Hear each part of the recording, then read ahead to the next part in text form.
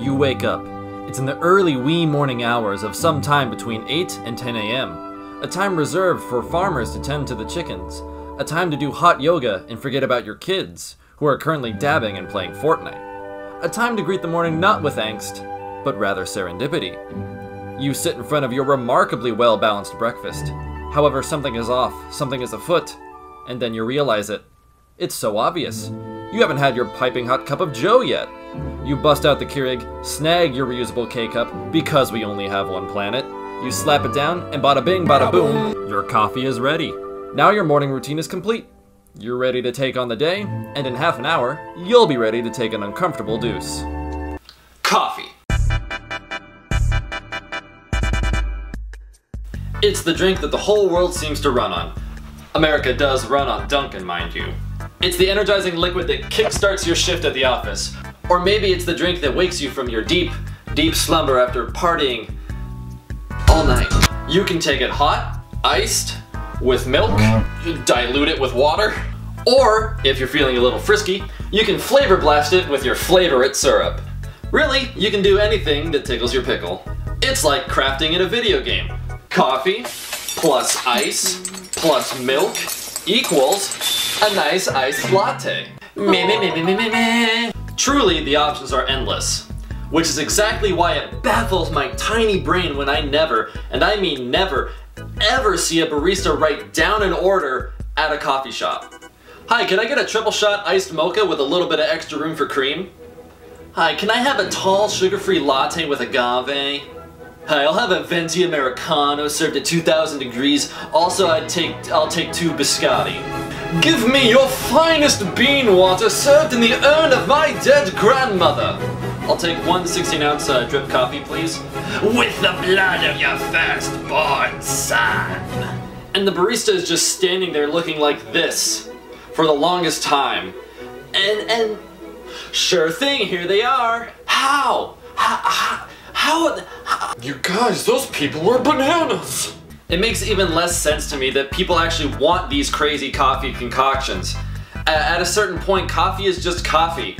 However, don't get me wrong, an iced latte is just, it's sehr good.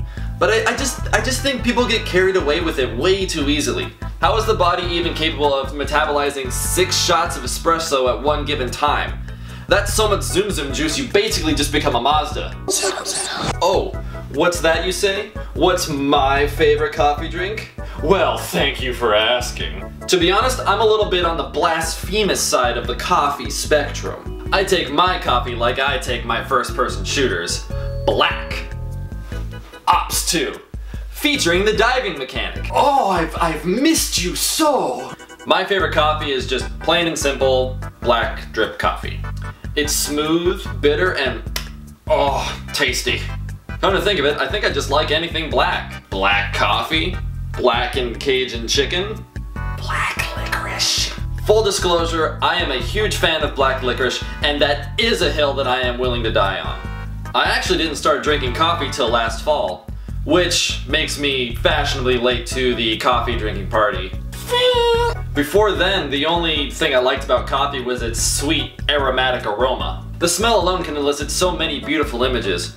For example, imagine that you're in the dead of winter and it's cold out, you snuggle by a warm fire, sipping a hot brew. Or you're in a quaint French cafe, surrounded by baguettes, sitting next to a nice warm fire. Perhaps you're out stargazing with a girl you really like. You hold her hand, the moment seems perfect. But what's that? You hear a crackle. What could it be? A nice warm fire.